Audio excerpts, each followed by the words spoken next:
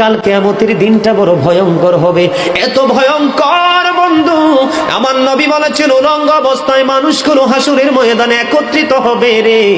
ও বন্ধু, প্রত্যেকের কবর থেকে ওই হাসরের ময়দানটা কমপক্ষে 50,000 বছরের রাস্তা হবে রে বন্ধু।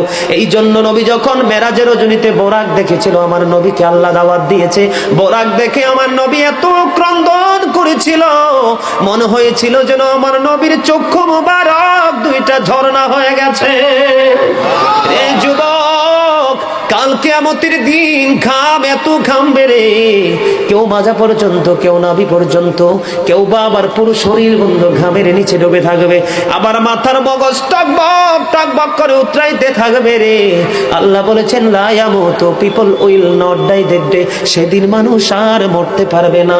আল্লাহ বলেছেন ফিহা ওয়ালা ইয়াহইয়া, people will not be able to live that day, মানুষ সেদিন বাঁচতেও পারবে না। আবার আল্লাহ বলেছেন অমাহুম আনহা বিগাইবিন, people will not be able to escape that day, সেদিন মানুষ সেখান থেকে পালিয়ে যেতেও পারবো না রে। দুর্গাপুরের যুবক, হাদিস শরীফের মধ্যে এসেছে কাল কিয়ামতের দিন আল্লাহর আরশের ছায়া ছাড়া কোনো ছায়া থাকবে না। ওই কাল কিয়ামতের দিন এই দুর্গাপুরের যুবকগুলো চাইয়া দেখেন চাতক পাখির মতো বসে আছে। আমার কাছে এত সুন্দর লাগে রে যুবক, আমার হৃদয়টা ঠান্ডা হয়ে গেছে, কলিজা ছুঁয়ে গেছে তোমাদের উপস্থিতি এবং মনোযোগ। আল্লাহ রাব্বুল আলামিন হাদিস শরীফের মধ্যে এসেছে কাল কিয়ামতের দিন আর 7 শ্রেণীর মানুষকে আল্লাহর আরশের ছায়ার নিচে জায়গা দিবে রে। এর মধ্যে বিশাল একটা টিম থাকবে পৃথিবীর যুবকেরা।